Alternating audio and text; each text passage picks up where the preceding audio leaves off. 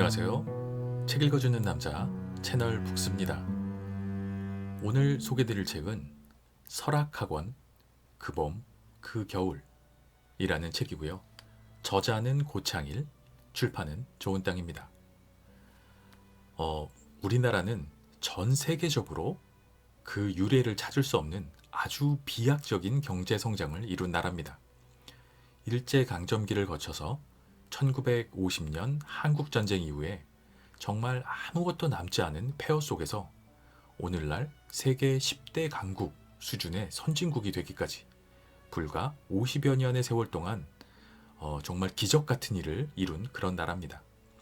한강의 기적이라고 불리는 이 놀라운 발전 뒤에는 묵묵히 자신의 자리에서 최선을 다해서 배우고 또 쉬는 날도 없이 땀 흘리며 일해오신 부모님 그리고 조부모님 세대의 헌신이 있었습니다.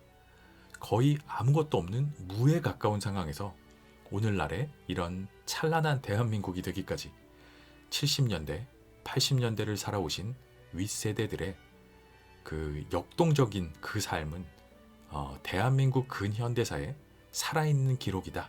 이렇게 이야기할 수 있을 것 같습니다.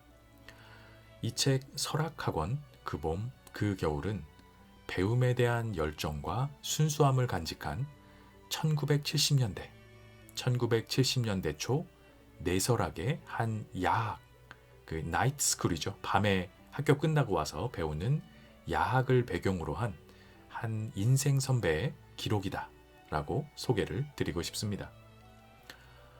이 책 설학학원 그 봄, 그 겨울의 저자는 1970년대 초 강원도 인제 쪽에서 군복무를 했습니다.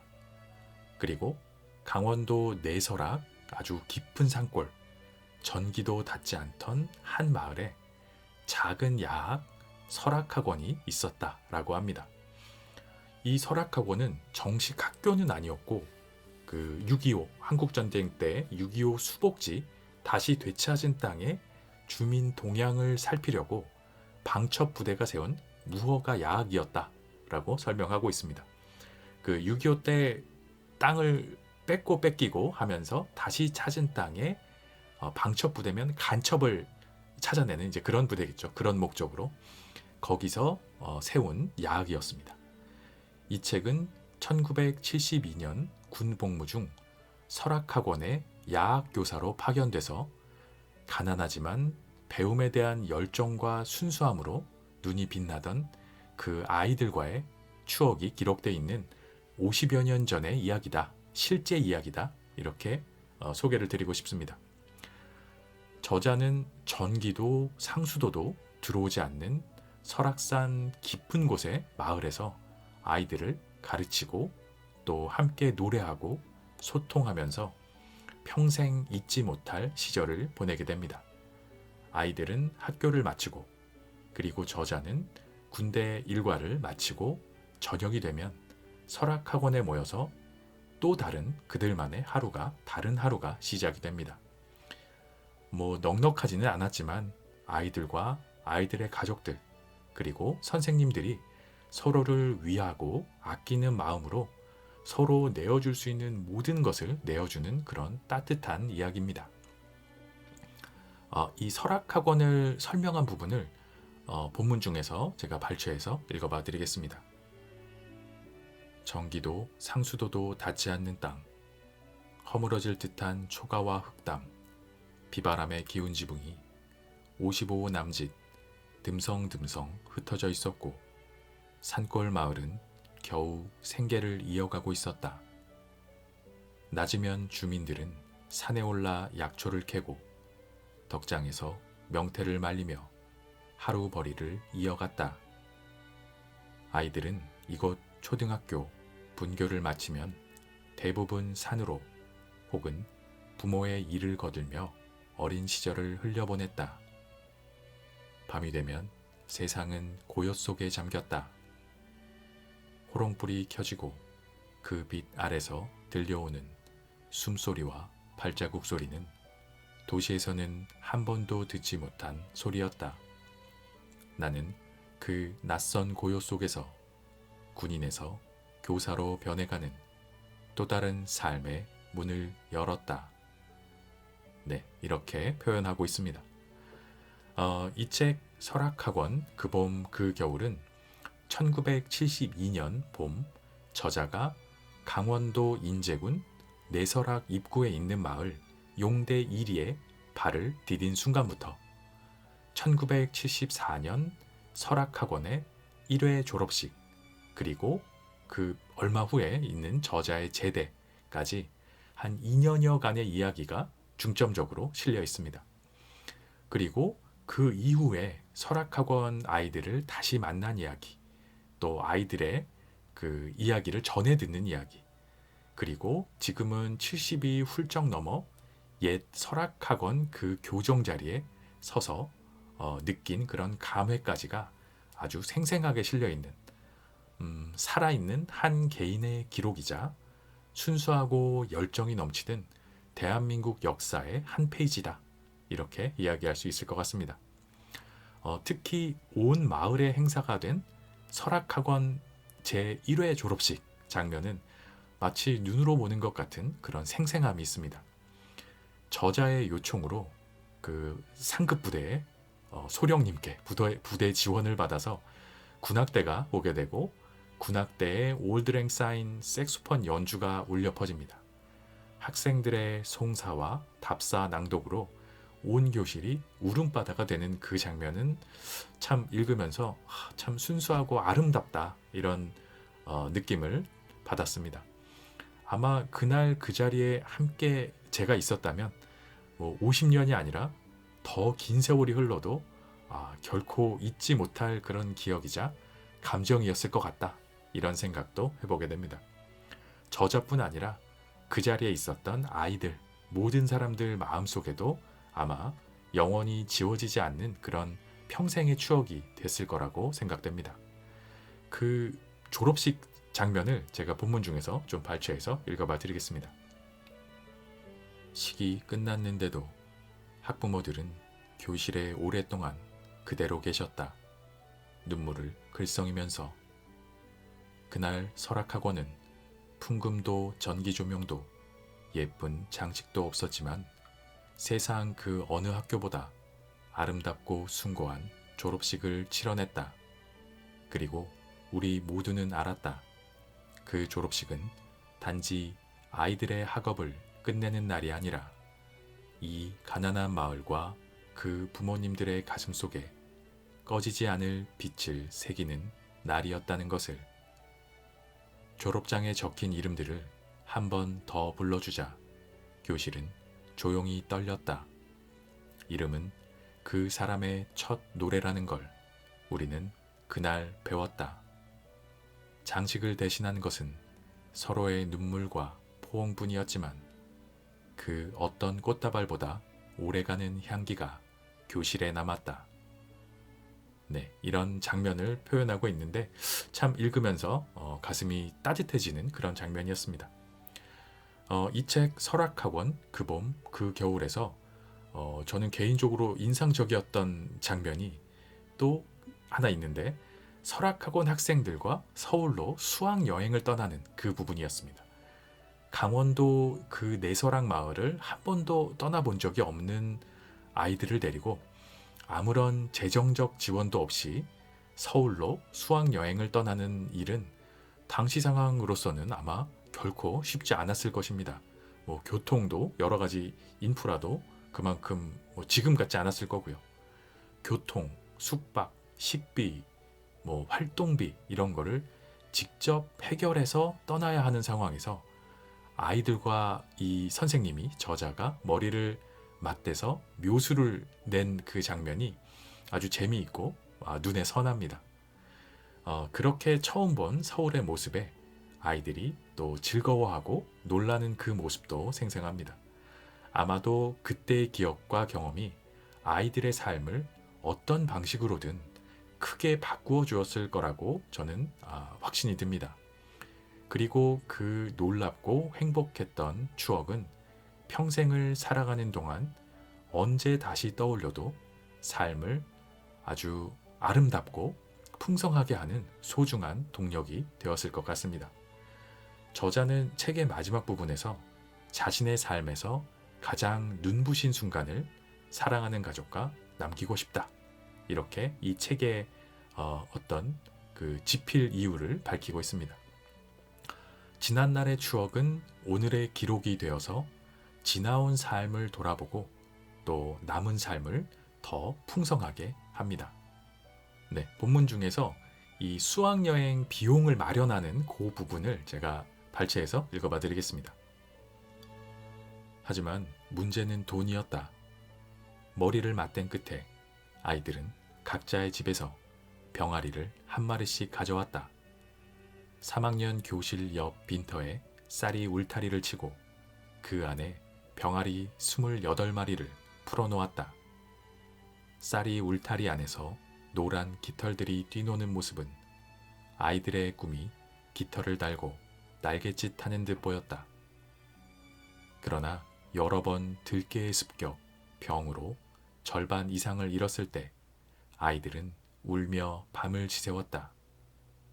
끝내 6마리가 어미 닭으로 자라났고 그 닭을 팔아 마련한 돈은 서울행 버스표로 바뀌었다. 네, 이런 부분입니다. 각자 집에서 병아리를 가져와서 그걸 키워내서 닭으로 만들어 팔아서 서울행 버스표를 사는 그런 장면이었습니다. 저자는 그 시절의 기억을 흘러간 시간이 아니라 내 마음속에서 지지 않는 봄이었습니다. 라고 이야기하고 있습니다.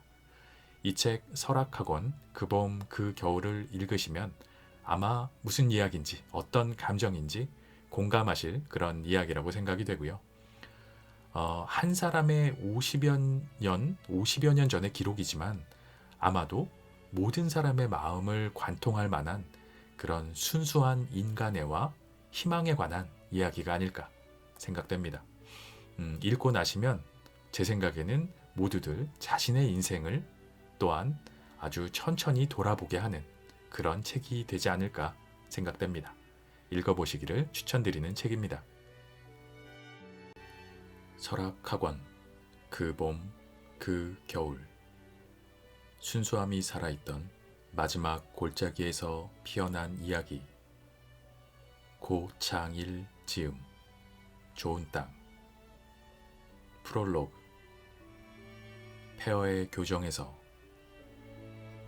70을 훌쩍 넘긴 지금 나는 다시 설악산 기슭 옛 설악학원 교정 자리에 서 있다. 잡초가 뒤덮은 운동장, 허물어진 교실, 비바람에 사가버린 책걸상 몇 개. 겉으로는 모든 것이 사라졌으나 내 귀에는 여전히 아이들의 합창이 메아리처럼 살아있다. 칠흑 같은 밤길을 걸으며 함께 부르던 교가, 가느다란 호롱불 아래에서 들리던 떨리는 목소리들. 사라진 것은 건물이었을 뿐. 내 마음속 설악학원은 지금도 작은 등불처럼 타오르고 있다. 그 불빛은 반세기가 지난 오늘까지도 나의 긴 여정을 밝혀온 등불이었다. 그 시절을 함께 품었던 산과 계곡도 여전히 제 모습을 지키고 있다.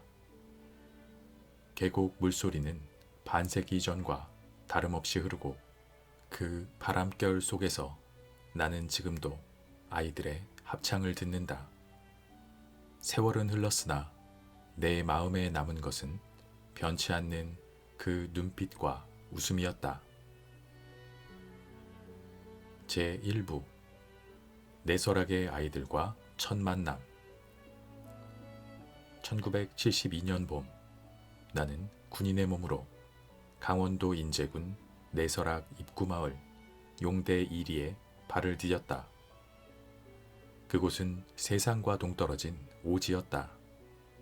봄이면 눈 녹은 계곡물이 쏟아져 흐르고 여름에는 숲이 짙은 녹음으로 하늘을 가렸다. 가을이면 단풍이 골짜기를 물들이고 한겨울 12월이 되면 덕장에 명태가 걸렸다. 매서운 칼바람 속에 얼어붙은 명태는 이 마을의 겨울을 버티게 하는 소중한 생계였다. 전기도 상수도도 닿지 않는 땅, 허물어질 듯한 초가와 흙땅, 비바람의 기운 지붕이 55호 남짓 듬성듬성 흩어져 있었고 산골 마을은 겨우 생계를 이어가고 있었다. 낮이면 주민들은 산에 올라 약초를 캐고 덕장에서 명태를 말리며 하루벌이를 이어갔다. 아이들은 이곳 초등학교 분교를 마치면 대부분 산으로 혹은 부모의 일을 거들며 어린 시절을 흘려보냈다. 밤이 되면 세상은 고요 속에 잠겼다. 호롱불이 켜지고 그 빛 아래서 들려오는 숨소리와 발자국 소리는 도시에서는 한 번도 듣지 못한 소리였다.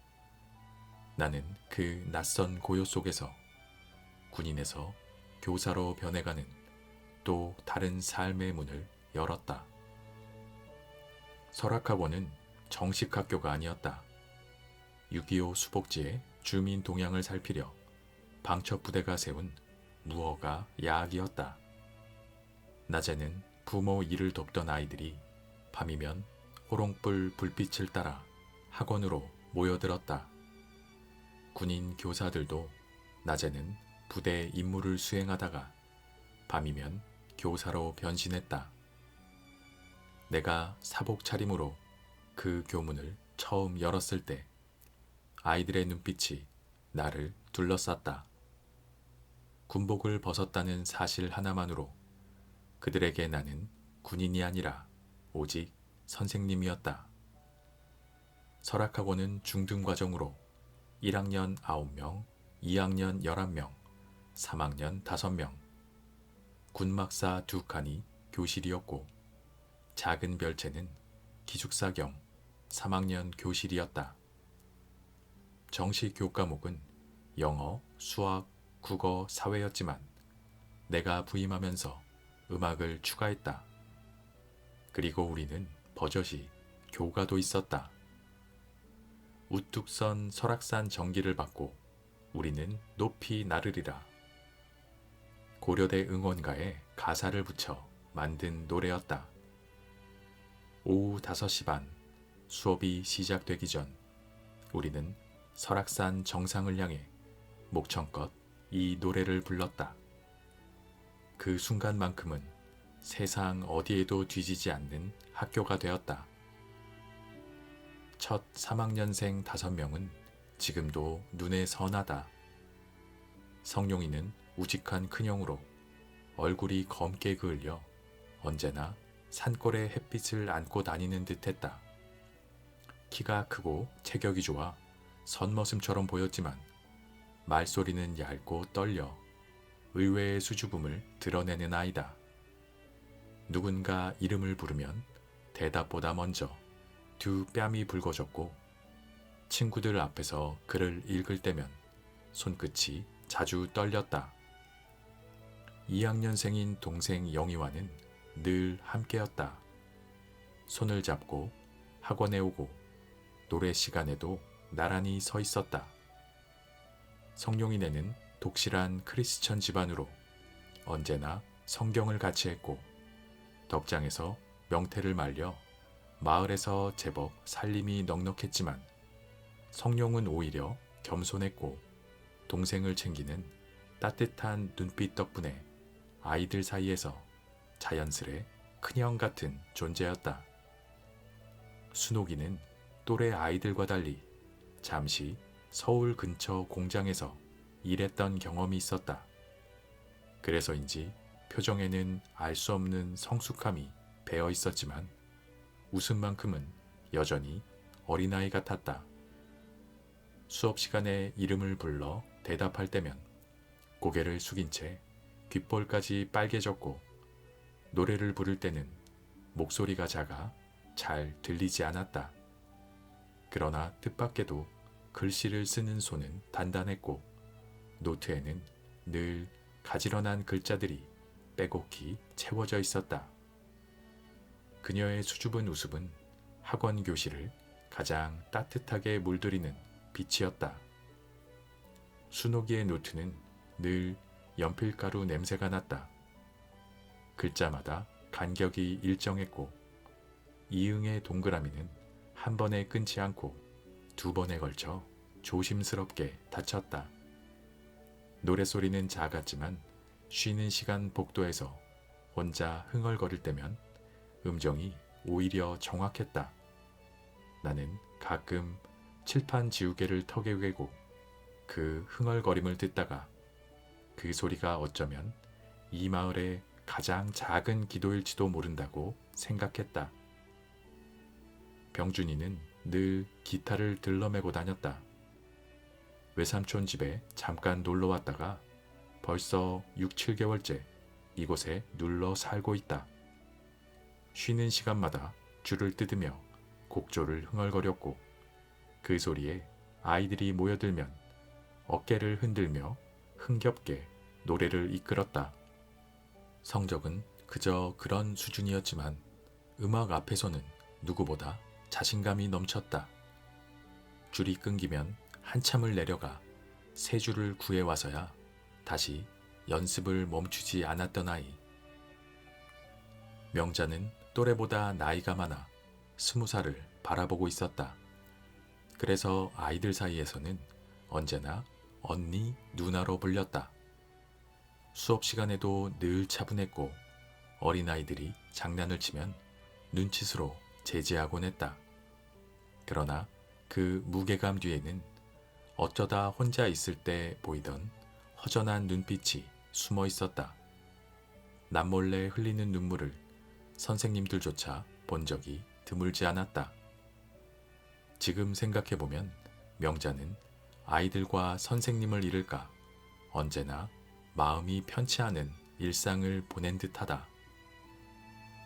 마지막으로 의성이는 언제나 허리를 꼿꼿이 세우고 대답했다. 이름을 부르면 예! 하고 군인처럼 큰 소리로 외쳤다. 그 습관은 부모님에게조차 같았다고 한다.